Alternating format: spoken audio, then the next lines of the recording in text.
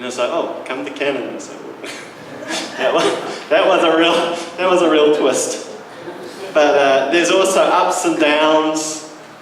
I know you all know what I'm talking about. That there are challenges. You think at one stage you're like, oh, I'm right at the top of the mountain, everything's great, and then you have some challenges, and then you go up again, then you go down. But it's trying to keep going forward, no matter what the circumstances.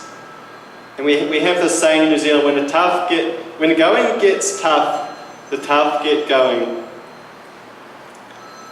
And I'll skip through a little bit here, but thinking back to high school, and we had in Auckland an 8-kilometre race, a running race, because we have lots of, we have a coastal city, you can see the sea, and it's got hills and trees and green, but running around the bays. And high school, back in 1997, 13 years old, and so I told you at the start I was always going to be last. And so it's an 8-kilometre race, and everyone took off, and there are thousands of people in this race, because it's in the city. And as I said, or as you can guess, I came last in the school, and the bus was at the end, So you have to keep going, otherwise you don't get on the bus. You don't get on the bus, you don't get back to the college. But this is an example that you just have to keep going. Because if you stop, you're not going to get on the bus. But so everyone else took it as a short sprint, but I was taking it as a long race. So you can imagine in 1997, I had to think, where were you? What were you doing? I was running the whole way. But they nearly left without me, but praise God. God knew I needed this story in the future. 2018, I needed the testimony. But we need to keep the faith and never give up. Because in that race I could have just given up, but I would have been missing in action. But we need to respond to God's call to live a godly life. We're called to perfect our faith and to work out our salvation. God's calling us to live for Him, and God's looking for overcomers. Still got time to talk about this one. In Revelation chapter 2-3, and Jesus sends a message to 7 churches, and to all of them He said, to him who overcomes. To each of the 7 churches, He said, to him who overcomes, I will give. To him who overcomes, to him who overcomes. So Jesus was looking for His people to overcome. Because there will be opposition, there will be trials, but Jesus is looking for us to press through, to keep going. And even 2 Corinthians chapter 13, going back to Paul would write, examine yourselves to see whether you are in the faith. Test yourselves. Do you not know yourselves that Jesus Christ is in you, unless indeed you are disqualified, but I trust you will know that we are not disqualified. So Paul is writing to the Corinthians to say, test whether you are still in the faith. Examine yourself to keep the faith. And I think sometimes we can go through life and we start to forget. But to go back and just go, am I keeping the faith? Am I going forward in life? Am I choosing to live for Jesus, or am I just sleeping away?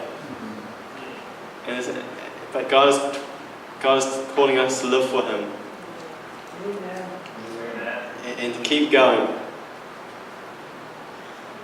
And it's almost like that parable of the 10 foolish virgins and the 10 that were wise.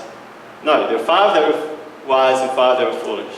So this is an add-on. But the 5 foolish ones fell asleep and didn't do anything. But the 5 that were wise kept the oil in their lamps, kept burning. And it kind of comes back to keeping the faith, following Jesus, and living for Him. And even when no one's watching you, just keep living for Christ. So as to conclude, we need to keep the faith and never give up. And I learned that from high school. It was a painful lesson at the time. There were actually quite a few tears, but we got through there by grace of God. But life can be hard, and there can be ups and downs. And you see it through life because, you know, the longer you live, the more you see it. There's ups and downs, twists and turns. And even this morning, you may have not started well in life. You know, you may have had challenges. But it's all about the way we finish the race, because the prize is at the end. And keep going forward and making the most of what God's given us, because God's given us a lot. And He's a wonderful God, and He saved us, He loves us, but He wants us to live for Him and keep the faith. And being faithful to the end. Because Paul could write at the end of his life to Timothy, I have kept the faith. And he'd been through so much, he could have given up when he got shipwrecked.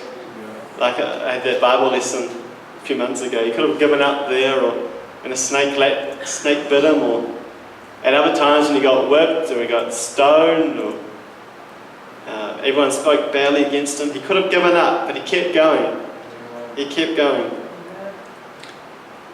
And so we need to remain faithful to Jesus and keep going, even though there may be challenges. We need to keep pressing forward. And it's always important to finish well. It's always important to keep going and to keep the faith throughout life. And life is like a race, and to keep going forward. And where we've gone off course, to get back on course and keep going. And so this is the message this morning: keep the faith.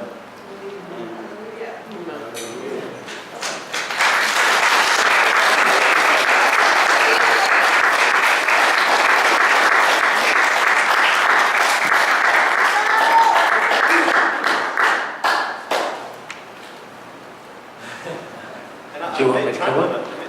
You made the time limit? Good man. Good job. Amen. Let's pray for Sean here to get his camera on. I'll make it look longer.